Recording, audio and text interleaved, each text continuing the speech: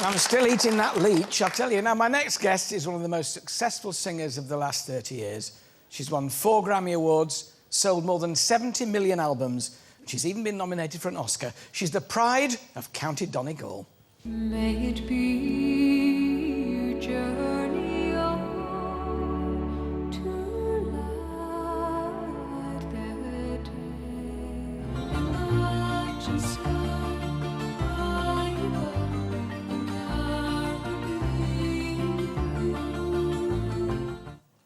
Please welcome Enya.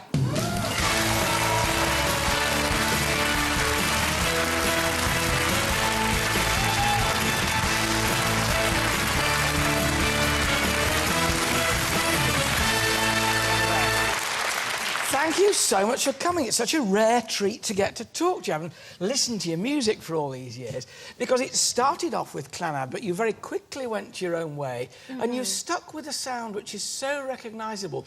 What was the sort of catalyst that made you break away?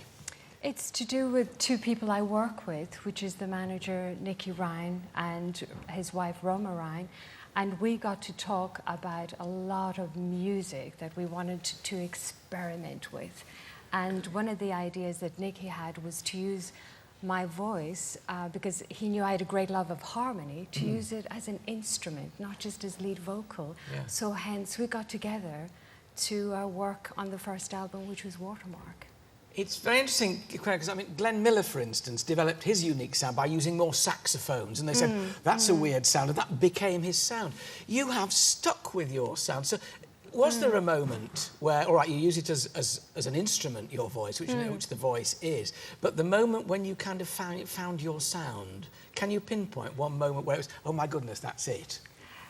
I think it's to do with, yes, there was a moment, and it was actually working prior to the album Watermark. I was working with the BBC on a project called The Celts, and they wanted kind of very much a modern-day Celtic kind of music, which would take us from the past Celtic music as we knew to modern, you know, futuristic Celtic music, and that made you think. You know, what should it sound like? And how would it sound today if it was still... Yeah, so this is where we started to experiment with the music as well. The music, I sing in, I think it's known, I sing in quite a few languages as well, and that's because the melodies that I write, sometimes English doesn't suit. Oh, it's a bit like Carl Jenkins, because Carl writes these lyrics which don't mean anything, because he's interested in the sound. He's interested so it's Andy Amos kind of, yes, it's trying to get the music across to the listener. Sometimes English can be... Get in the way. Yes, it can. It's the same with opera. I don't like opera sung in English. You want it in a foreign language you can't understand, because then you kind of get through it to something else. Yes, yeah. So. When you're writing for, you know, the Oscar nominations and stuff like that, when you're writing to order, as it were, for a film that you know is big, is that an additional pressure on you, or is it a thrill?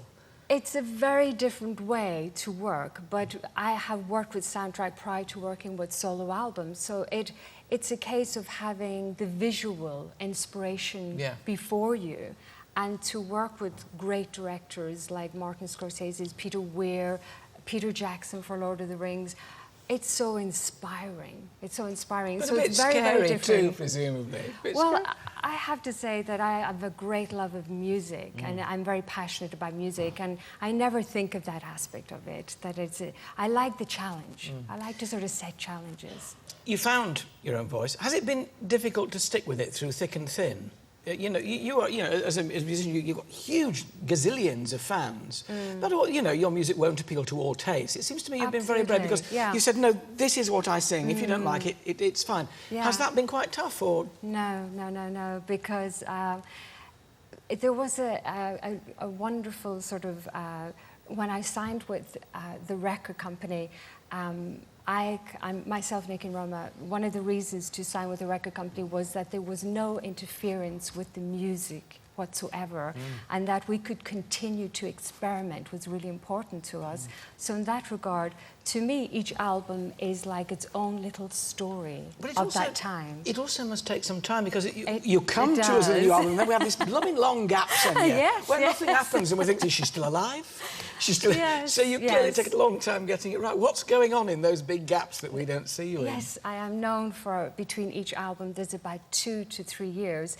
And this is to do with the fact of wanting the end result to be exactly what you want. So it's something that I love. Does It's that mean... being in the studio and just there is no distractions of the listeners, of the success. It's just you focus just on the music, and I just love that part of it. But then it's lovely to finish the music and then talk about the music, travel and perform the music. Are you hard to work with? Does it make you a difficult taskmaster? Are you picky? Well, I would be the perfectionist. You won't settle out. It was just generally coming through. We're going to hear a bit from the new album later. Just tell us a little bit about the new album.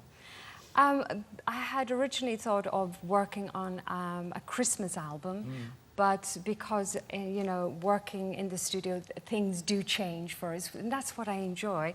So a winter theme began to evolve, so we decided to infuse the winter theme with the Christmas sort of theme. Never could an album have been more timely then. It comes out and it snows at the perfect time. And winter came. And winter came. Bless you, that's what it's called. We'll lovely to talk to you. We'll be back later, because Enya will be back to perform a track from a new album. For now, my thanks to Enya. Thank you very much. Thank you.